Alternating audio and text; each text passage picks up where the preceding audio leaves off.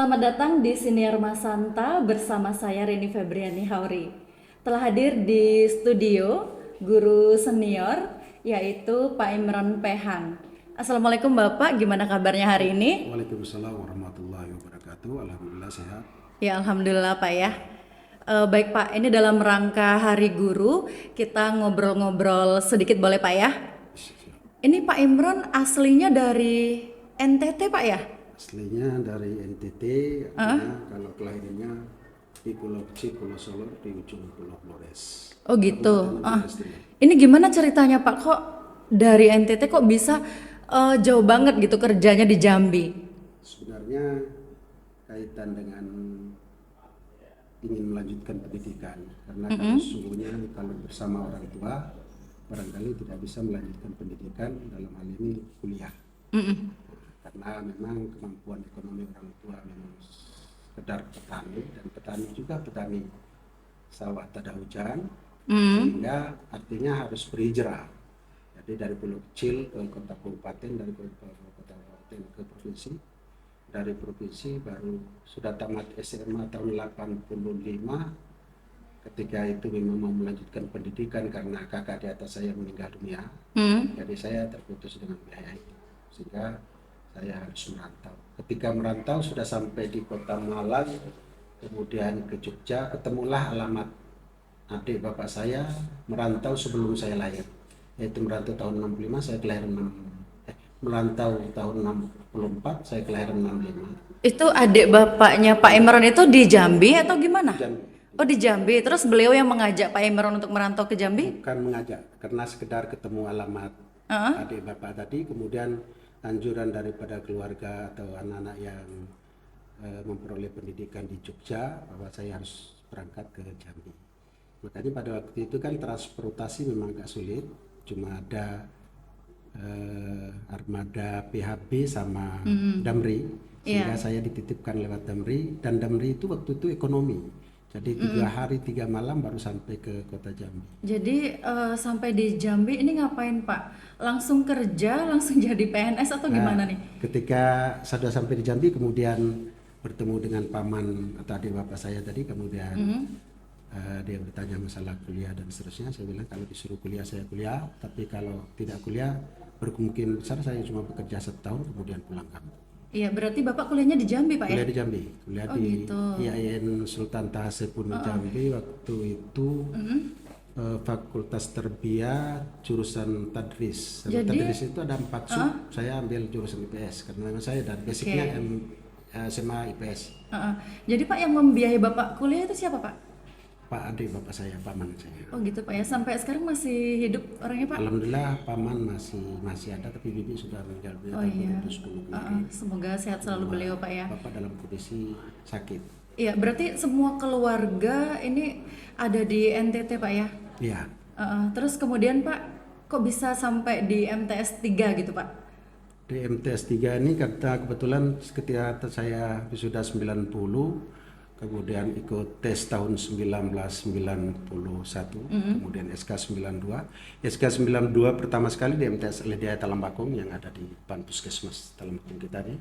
Iya. Terus proses penegerian MTS Alhidayah ke MTS Negeri Talambakung saya ikut di dalamnya, karena waktu itu PNS-nya cuma saya, yaitu almarhum Pak Haji Imam Suhadi sebagai kepala sekolah. Kemudian saya waktu itu karena PNS jadi wakil, berproses sehingga tahun 1993 MTS Alhidayah dinegerikan menjadi MTS Negeri Talambakung. Terus ketika lahan ini jadi diproses kemudian dibangun, sehingga kita pindah di sini tahun 1996 menjadi MTS Talambakung tadi. Oh gitu. Jadi Alhidayah tetap hidup, tetap ada, sehingga saya ditugaskan menjadi kepala MTS Alhidayah Talambakung tahun 1996. Iya, berarti dulu pernah jadi kepalanya Pak ya. Jadi MTS Alhidayah itu sekarang yang MTS 3 ini Pak ya? Atau gimana sih Pak? Ya, betul. Iya benar kan Betul, Pak? betul. Iya. Terus gimana ceritanya kok Pak Imron pernah jadi kepala madrasah di MTS Negeri 4 Kota Jambi Pak? Kan udah jadi kepala nih di MTS Alhidayah ya? Iya. Itu berapa lama? 12 tahun dari 96 sampai 12 tahun. 2008. Kemudian 2008 pindah ke MTS Negeri Sijinjang atau MTS Negeri 6 sekarang. Iya. Itu selama kurang lebih ya 4 tahun kurang. Setelah itu pindah ke MTS Negeri 4 atau MTS Negeri Jambi Timur Iya. atau MTS Negeri 4 sekarang 2011 sampai Januari 2020. Berarti pada saat pindah ke MTS di Jinjang itu jadi kepala juga, Pak? Iya, nah, Heeh. dipromosikan Jadi artinya dari pindah swasta ke negeri. dan dari swasta pindah ke negeri, pindah lagi ke MTS 4, Empat, terus balik lagi balik ke lagi sini ngajar ya. karena ketika tahun 2000 sekitar 2014 ada PMK yang mengatur jabatan kepala sekolah di MTS negeri hanya 2 periode yaitu 10 tahun. Nah, setelah kami dan seterusnya ternyata saya di negeri, 2 negeri itu kan sudah 12 tahun. Iya. Termasuk Pak Jenal Abidin yang kepala MTS negeri 5. Nah, jadi kami berdua itu termasuk itu sehingga dikembalikan menjadi guru biasa. Oke, ini Pak dari Bapak kan udah lama nih ya menjadi kepala madrasah, kemudian tiba-tiba menjadi guru biasa gitu Pak. Apa sih Pak yang membedakan gitu Pak dari segi jabatan dan juga mungkin keseharian Bapak? Sebenarnya kalau untuk kaitan dengan kepala itu kan cuma amanat tambahan, tugas tambahan yang diberikan oleh Kepala Kantor Kementerian Agama Provinsi Jambi. Kemudian tugas kita sesungguhnya adalah guru memang. Makanya dulu kalau masalah kepala sekolah masih punya kewajiban, tuntutannya adalah 6 jam ngajar. Iya. Dan insya Allah mudah-mudahan saya baik di negeri baik di swasta sampai ke negeri, 6 jam itu tetap saya laksanakan tugas walaupun cuma anak kelas 1 katakanlah 3 lokal, tetap saya ngajar dan sampai dengan kembali menjadi guru biasa. Artinya bahwa karena tugas guru adalah mengajar, kemudian kepala sekolah adalah tambahan, sehingga saya tetap melaksanakan tugas itu sebagaimana mestinya. Nah, kalau sekarang baru ada aturan bahwa kepala sekolah 0 jam. Oh, gitu. Tapi ketika zaman kami kan tidak ada 0 Iya. jam. Nah, itulah. Kalau kawan-kawan lain ada yang memberikan tugas kepada guru yang lain untuk mengajar. Jadi dalam jadwal itu artinya 6 jam, tapi dalam prakteknya itu 0 jam. Oke. Ada. Baik Pak, ini pada saat Bapak memutuskan untuk kuliah nih Pak, apa sih yang memotivasi Bapak untuk mengambil jurusan tarbiyah? Kenapa tidak mengambil jurusan yang lain? Apakah mungkin memang sudah ada cita-cita untuk menjadi guru atau gimana nih Pak? Hidup ini sebenarnya susah juga kita. Tapi karena pertama kita ingin kuliah. Kalau masalah pendidikan dan seterusnya, kalau memang cita-cita dari awal memang tidak ada pernah jadi guru. Karena ketika saya di SMP Negeri 5 Kota Kupang itu kebetulan belajarnya agak baik dan seterusnya, maka saya ingin jadi dokter walaupun biaya pendidikan tidak ada. Ketika SMA kemudian tahu-tahu dapat IPS, itu juga saya sempat menjadi semacam trauma begitu, tapi alhamdulillah lewat wali kelas waktu itu menganjurkan bahwa jadi IPS juga hebat dan seterusnya. Jadi cita-cita jadi guru itu memang tidak ada. Cuma ketika saya sampai di Jambi, ketika mau kuliah, pilihannya tidak ada lagi karena Unja sudah tutup. Iya. Kemudian IAIN waktu itu cuma ada 3 fakultas, Tarbiyah, Usuluddin dan Syariah. Iya. Nah, kemudian saya waktu itu karena memang senang dengan Syariah, karena Syariah itu dalam kurungnya perbandingan agama. Jadi saya berpikir bahwa biarlah saya ambil Syariah. Tapi dinasihati oleh sepupu saya, kalau Syariah itu belajarnya kita gundu deh, kita cuma modalan cuma ngaji, tidak pernah pondok dan seterusnya. Nah, akhirnya saya milih Tarbiyah. Karena milih Tarbiyah, kemudian hasilnya jadi guru, maka saya harus belajar jadi guru. Artinya ketika itu karena di rumah ada ponakan saya, anak paman itu 4 orang perempuan semua. Kemudian memang waktu itu memang juga belum bisa mengaji. Saya ngajar-ngaji lah. Artinya lama-lama anak-anak tetangga pada tipu semua, sehingga ngajinya itu alifannya dari maghrib sampai dengan Isya nyambung sampai dengan jam 9 lewat itu Al-Quran. Itu banyak Pak? Banyak sampai dengan 60 lebih. Itu Cuma Bapak sistem yang saya gunakan adalah semacam tutorial. Artinya anak-anak yang Al-Quran, beberapa orang saya tarik untuk ngajar pada saat maghrib, jadi membantu ngaji-ngaji yang juz amma itu. itu mengajinya berbayar atau gimana Pak? Ya bayarnya waktu itu ya mohon maaf karena memang biaya pada waktu itu masih murah juga kami zaman itu. Nah, sehingga saya cuma narik Rp500 per kepala, tetapi itu pun tidak dipaksakan. Dalam arti kita kalau sudah ada tidak dihitung, tidak ditagih sebagai utang dah.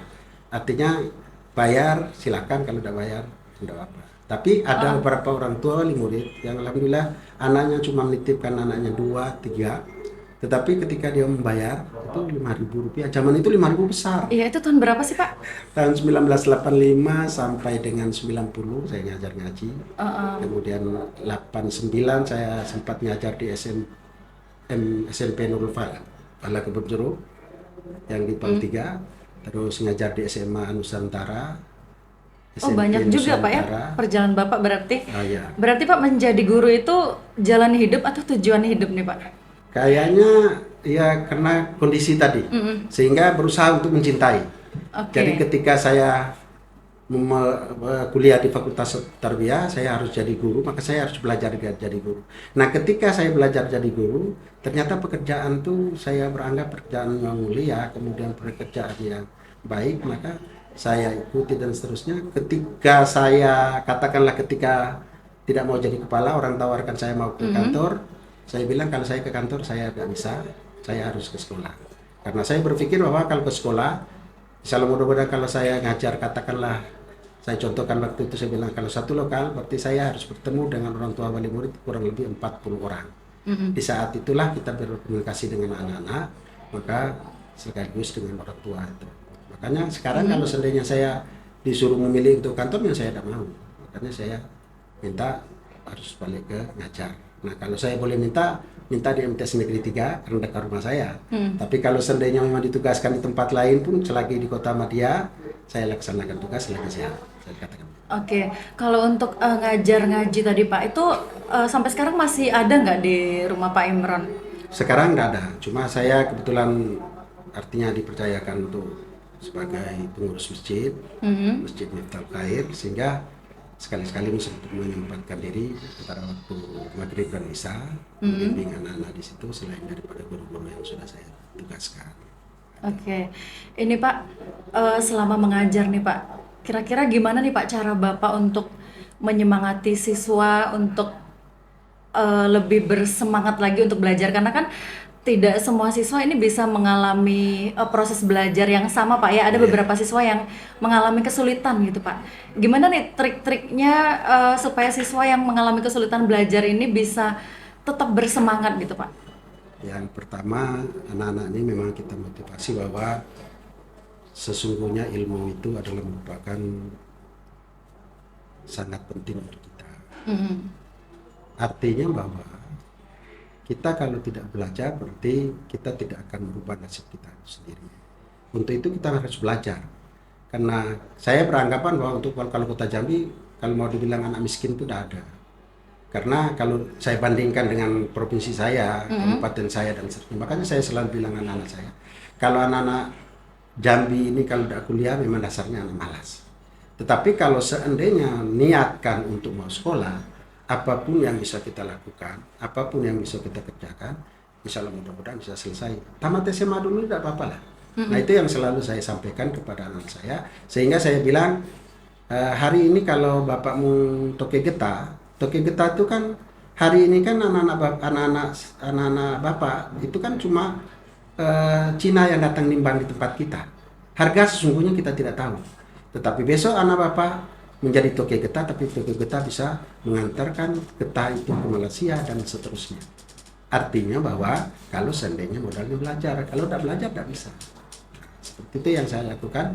Kemudian yang kedua selalu saya sampaikan kepada anak-anak adalah bahwa apa yang kita lakukan pada hari ini kita niatkan untuk ibadah.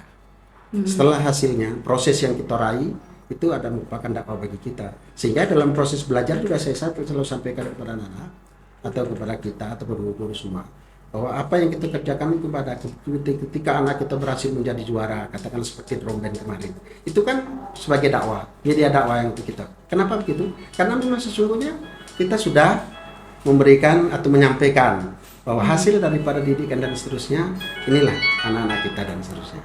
Nah, itu makanya saya selalu menyampaikan bahwa ketika menyampaikan atau mengajar, karena tugas guru itu kan ada dua, belajar dan mengajar. Nah, kalau belajar barangkali semua orang bisa lakoni, karena sesungguhnya dengan modul yang ada, buku yang ada dan seterusnya, anak-anak kita bisa ajarkan buat kesimpulan dan seterusnya, belajar sendiri dan seterusnya. Tetapi kalau mendidik itu suatu proses yang cukup sangat panjang. Sehingga ya suka tidak suka, senang tidak senang, ketika anak-anak yang nakal juga harus kita terima, anak-anak yang bagus lebih kita terima lagi, karena tidak ada anak yang bodoh sesungguhnya. Sesungguhnya anak-anak mempunyai pemikiran yang cukup baik, sehingga tinggal saja kita menangani. Kalau kita menangani anak dengan pikiran seterusnya, ya sekali-sekali lah, walaupun kita tampar dia, kemudian kita nasihati dengan sentuhan kalbu, nah insya Allah mudah-mudahan anak akan tersentuh dengan sendirinya. Jadi artinya bahwa ketika kita hadapi dengan anak nakal dan katakanlah anak belajarnya malas misalnya, nah, kita tetap memberikan motivasi, lihatlah kawan, lihatlah teman, belajar bersama teman. Nah seperti itulah yang barangkali bisa kita lakukan untuk memotivasi anak-anak baik, anak-anak yang memang tidak bisa belajar dengan baik dan seterusnya. Tetapi perlu kita sadari bahwa ketika walaupun hari ini dia cuma belajar mengantuk, hari ini dia cuma belajar nakal dan seterusnya, ketika dia sudah tamat dan berhasil katakanlah menjadi polisi, anak-anak tersebut yang sering kita jewer kupingnya, yang sering kita tegur dan seterusnya, anak-anak itu yang sering menegur kita dan menghargai kita. Dan dia menyebut bahwa karena dulu Bapak sering cubit perut saya, sering jewer kuping saya, sehingga saya seperti ini. Kalau tidak ada seperti itu. Itulah yang barangkali yang saya rasakan, karena ada beberapa anak ngaji madrasah. Oh ya, selain dari ngaji di rumah, sorenya saya ngajar madrasah. Karena madrasah itu sebagai perintis juga. Karena memang dari 85 itu dari ngajar di masjid, kemudian ada madrasah, kemudian sampai dengan selesai. Sehingga anak-anak itu memang sekarang tuh katakanlah menjadi guru, kemudian ada di Kanwil ada Pak Haji Pungut Supriyadi itu. Itu murid Bapak ya? Iya, murid ngaji, dan dia itu sering kena jewer dan sebagainya. Oh gitu. Iya. Iya Pak, memang ada pepatah Jepang yang mengatakan kalau mengajar itu adalah belajar, Pak ya. Jadi mau tidak mau guru pun harus tetap belajar dulu sebelum dia mengajar, Pak ya. Betul. Jadi sebelum transfer ilmu kepada siswa, gurunya belajar dulu. Iya Pak, ini selama Bapak melakukan proses belajar mengajar nih Pak di dalam kelas, ada nggak sih Pak kira-kira siswa yang menginspirasi Bapak gitu? Baik mungkin dari siswa dari sekolah-sekolah yang pernah Bapak ini telusuri gitu. Jadi sesungguhnya kalau ya seperti anak-anak yang MTS Al-Hidayah ketika itu dulu ada namanya LCTP 4 ya. Itu anak-anak kita sempat berhasil menjadi juara nasional MTS Al-Hidayah. Itu tahun 1993. Padahal orang tuanya cuma buruh batu bata. Tetapi karena memang anaknya bisa kita didik, kita bina dan seterusnya, mempunyai semangat yang tinggi. Nah, itu yang membuat inspirasi daripada kita dan seterusnya. Kemudian ada juga anak-anak yang tahun 1996 sudah pindah di sini kita. Ada anak yang namanya Leni Carlina, itu tinggalnya di Talang Kering di sana. Anak orang petani, tapi petani kebetulan bapaknya kepala desa. Nah, tapi ketika dia sekolah, tidak pernah ditunjukkan apa yang sesungguhnya yang ada pada bapaknya. Padahal bapaknya rumahnya bagus, kemudian jadi kepala desa, tetapi setiap hari dia ambil rumput untuk ternak kambing daripada bapaknya. Itu yang digeluti terus. Jadi ketika itu anak-anak itu pulang sekolah dari sini, dari MTS Talambakung ini, itu memang dia sudah siapkan arit dengan apa? Nah, langsung bawa makanan untuk sapinya itu, untuk kambingnya itu. Nah itu yang barangkali membuat kadang-kadang kita berpikir barangkali ada banyak anak yang mempunyai orang tua mampu, tapi banyak yang tidak. Banyak yang mampu, tetapi tidak menunjukkan juga bahwa dia harus enak-enak saja, tapi dia harus bekerja ikut apa yang dilakukan oleh bapak. Nah itu yang membuat saya ya kadang-kadang membuat inspirasi untuk saya, dan itu yang saya sampaikan kepada anak-anak kita yang lain. Anak kita lain kan kadang-kadang kan karena merasa orang tuanya mampu dan seterusnya, masa bodoh lah, tidak bantu orang tuanya. Padahal sebenarnya bantu orang tua itu kan tidak melakukan pekerjaan apa yang dilakukan oleh bapak, tapi setidak-tidaknya kalau ketika pakaian kita kotor cuci sendiri, itu kan sudah membantu. Terus waktu pekerjaan lain, apalagi ketika orang tua kita balik kerja kemudian bisa menyiapkan kopi yang disenangi oleh bapak kita, apa yang disenangi oleh itu kan sudah membantu. Sebenarnya seperti itu yang barangkali perlu kita tularkan kepada anak-anak kita. Ya, baik Pak. Ini kalau kita melihat fenomena di televisi itu Pak ya, ada beberapa guru yang ditangkap polisi Pak. Ini cuma gara-gara mungkin ada beberapa kasus yang mengajak siswanya sholat, terus cuman menjewer, atau juga ada kasus yang lain yang terakhir kemarin yang ibu guru itu Pak ya, yang sempat sampai ditahan polisi. Ini gimana Pak menurut pandangan Bapak? Bagaimana seharusnya guru ini bersikap Pak di sekolah? Kalau itu ya karena memang kita nih di bawah pemerintahan nih berbagai macam aturan yang kita ikuti, apalagi HAM dan seterusnya. Tetapi ketika saya mengajar, makanya saya sampai dengan hari tetap bawa rotan itu. Tapi rotan iya. itu bukan arti untuk memukul anak. Ketika ribut paling-paling kita pukul meja, pukul Iya. apa papan dan seterusnya. Karena tidak ada niat untuk mau mencederai anak. Nah, karena itu banyak guru-guru yang takut dengan HAM tadi.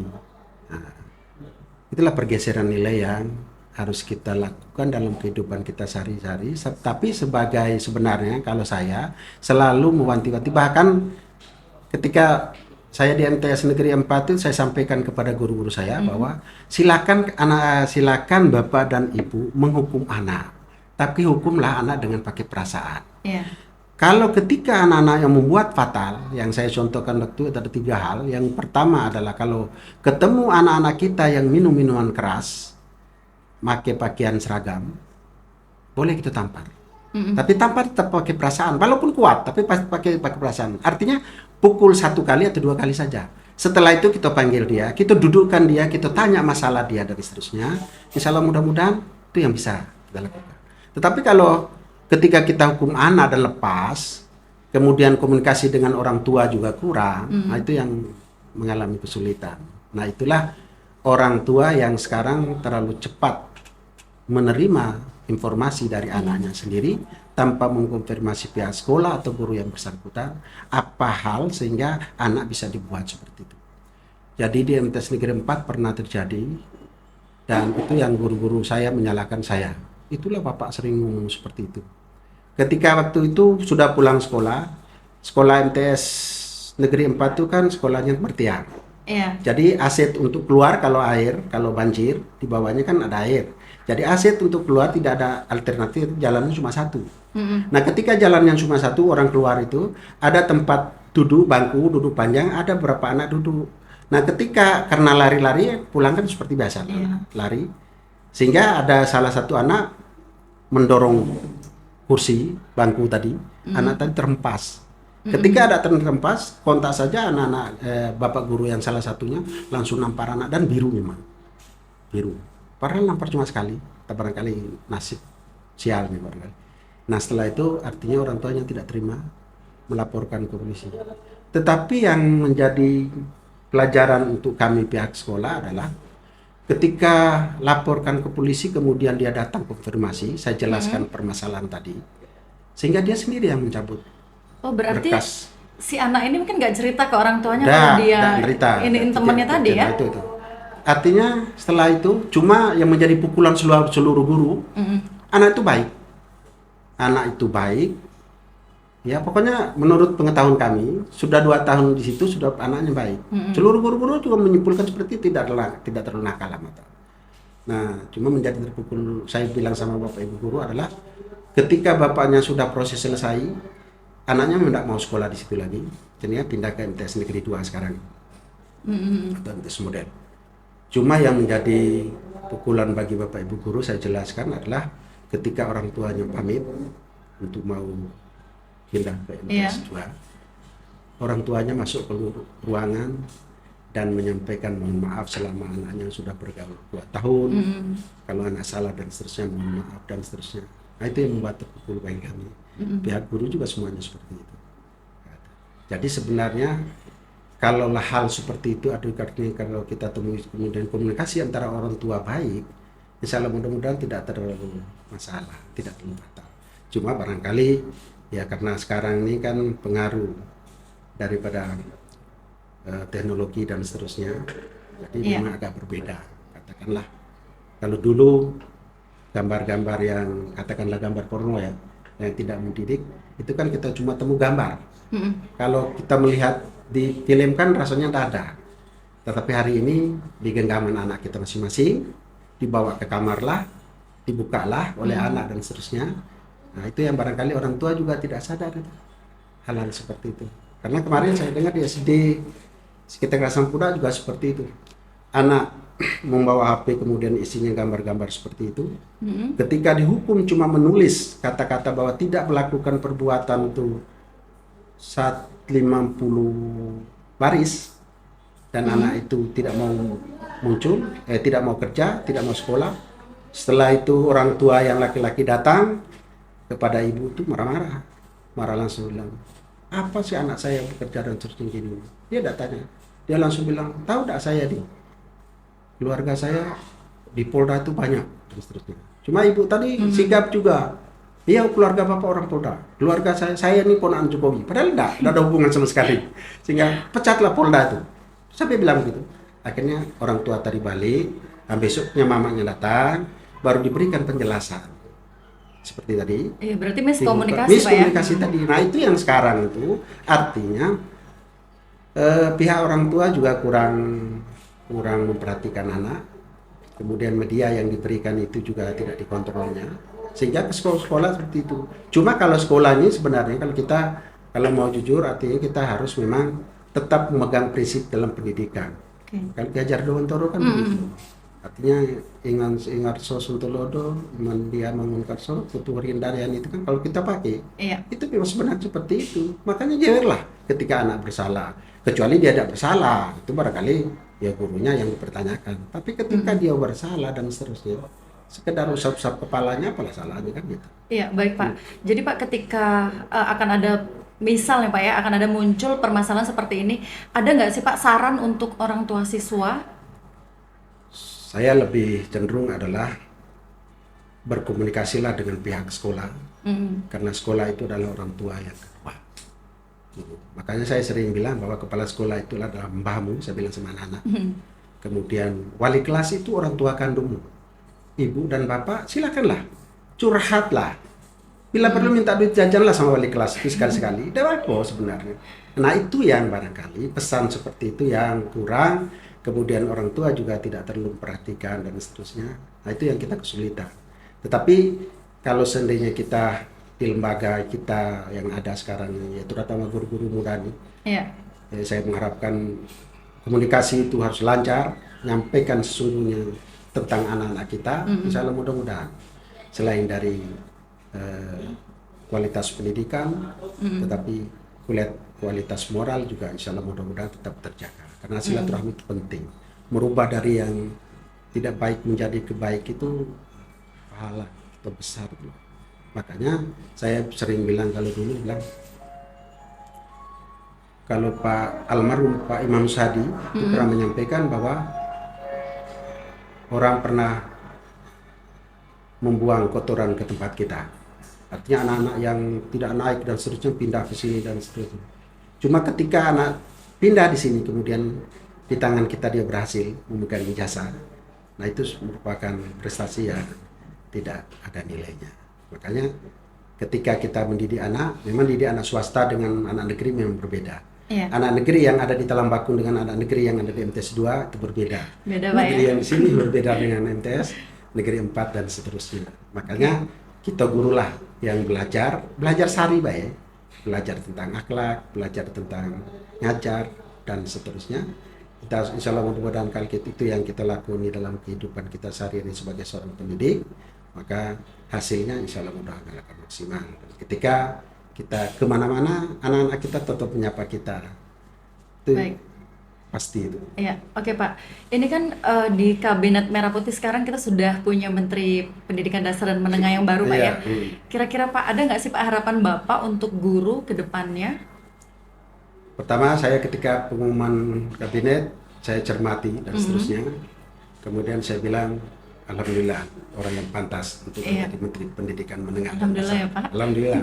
Dan ketiga-tiga menteri itu profesi semua. Artinya punya kalahnya ke sana semua. Jadi tepatlah. Dan barangkali banyak menteri yang tepat juga. Cuma barangkali agak gemuk saja yang sekarang. Nah, namun demikian kita berharap bahwa artinya dengan adanya kementerian baru ini, guru juga melaksanakan tugas dengan sebaik-baiknya. Kemudian aturan-aturan yang sekarang barangkali menjadi beban kita, barangkali menjadi pertimbangan khusus juga menteri ke depan. Karena sesungguhnya ada beberapa sinyalemen yang sudah disampaikan oleh beliau, bahwa setidak-tidaknya kaitan dengan kurikulum merdeka perlu dibedah ulang. Oke. Jadi fokus kita ke depan itu dengan kemajuan teknologi sekarang. Teknologi memang tidak bisa kita pungkiri, memang harus kita lakoni. Nah, namun akhlak juga harus kita pikirkan. Makanya pendidikan moral Pancasila akan kembali lagi muncul. Iya, alhamdulillah Pak ya. Depan. Mudah-mudahan. Nah, itu yang kita harapkan. Ya, kalau UN dimunculkan kembali gimana nih Pak? Saya lebih senang kalau UN dimunculkan kembali, karena UN itu memacu anak-anak kita, walaupun di dalam manunya ya artinya prakteknya kan masing-masing. Tetapi setidak-tidaknya anak-anak ada efek jerahnya. Nilai merah itu, kemudian tidak naik kelas itu sebenarnya sesuatu hal tidak terlalu susah lah. Karena sesungguhnya pendidikan itu kan begini, tidak harus cepat selesai, bukan. Kalau pondok pesantren kan begitu, dia sekolah sudah 3 tahun tapi harus pengabdian 1 tahun. Nah itu yang ya kadang-kadang kan kita merasa anak sudah tua dan seterusnya, padahal sebenarnya tidak juga. Karena ya tingkat usia kan masih wajar-wajar lah, sekitar masih 15 tahun masih di SMTS, 16, karena 3 tahun kemudian 18 baru tamat atau 19 baru tamat, baru masuk, wajar-wajar saja. Memang ada beberapa anak yang usianya sudah sekian sudah selesai, tapi kan kita harus pahami karakter anak kan masing-masing, kemampuan anak masing-masing. Nah itu yang barangkali, dan tidak menutup kemungkinan anak-anak yang barangkali usianya sudah sekian atau pernah tinggal sekolah, tahu-tahu ketika dia bekerja dan seterusnya karirnya lebih melejit daripada anak-anak yang punya prestasi tinggi, karena memang barangkali dia punya pendekatan dengan masyarakat, pendekatan dengan atasan, pendekatan dengan lingkungan lebih pandai daripada anak-anak yang IQ-nya bagus, tapi ketika komunikasi sosialnya barangkali kurang. Bisa saja terjadi seperti itu kan, kembali kepada rezeki kita masing-masing.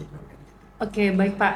Ini berbicara tentang kurikulum Pak. Kalau menurut Bapak sendiri, kurikulum merdeka itu gimana Pak? Menurut tanggapan Bapak?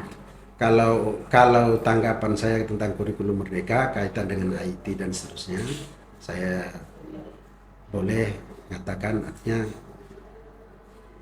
tidak terlalu memberatkan, tapi bagi yang memahami. Tapi kalau yang tidak akan susah, karena pekerjaan itu sentuhan dengan perangkat lunak. Kemudian ya katakanlah mengedit bahan ajar saja, itu kan harus berulang-ulang, membutuhkan kesabaran dan seterusnya. Sehingga seorang guru kalau seandainya itu yang digeluti, berarti dia tidak pikirkan akhlak anak. Kadang-kadang kan artinya karena sibuk menyiapkan bahan ajar, sehingga dia tidak hadir di sekolah, tidak hadir di lokal. Padahal kehadiran kita di lokal itu sangat jauh berbeda dengan tidak hadir. Makanya guru itu tidak bisa tergantikan sebenarnya. Walaupun dengan ganti dengan piket tidak bisa dijamin. Nah, tapi kalau seandainya kerja kantor, ketika kita sakit dan seterusnya, bisa kita kasih orang lain, selesai juga, hasilnya sama, tidak beda. Tapi kalau anak ketika kita sakit, ketika kita tugas pekerjaan yang lain, kemudian kita tidak masuk, itu membawa problema yang sangat besar, karena sesungguhnya anak itu 40 orang menunggu kehadiran kita semua. Apakah senyum kita, apakah tawa kita, sapa kita, dan seterusnya. Nah, sehingga kurikulum merdeka ini saya anggap baik untuk beberapa orang dan beberapa kalangan anak-anak yang cepat IT-nya, tetapi sangat merugikan ketika kita bersentuhan dengan akhlak atau moral anak-anak.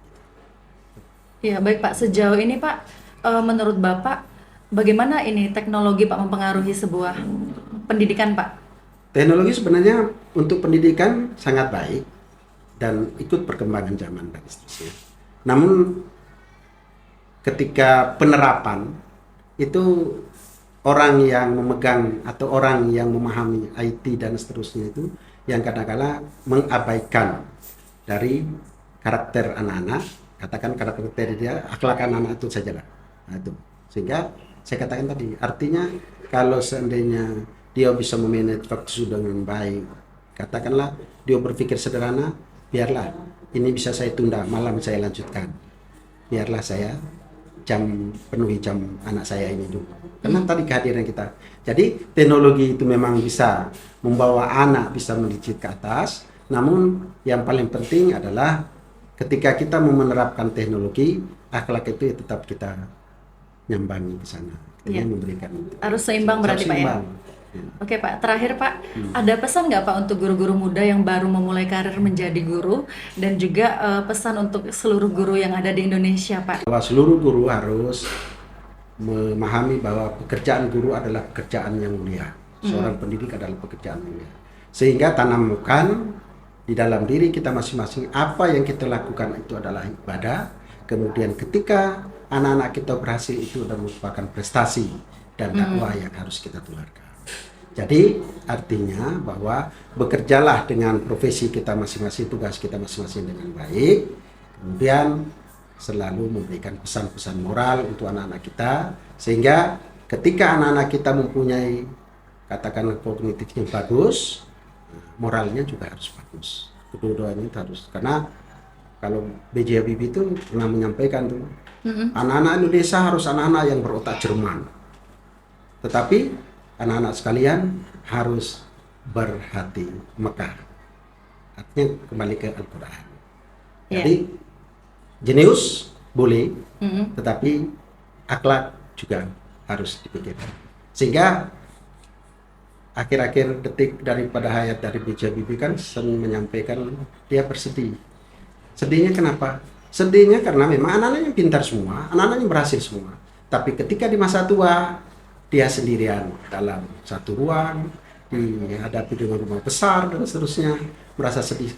Ketika cucu-cucu datang, yang ditemui adalah cucu-cucunya cuma memegang HP masing-masing dan seterusnya. Jadi nilai katakanlah kemesraan dalam rumah itu sudah hilang.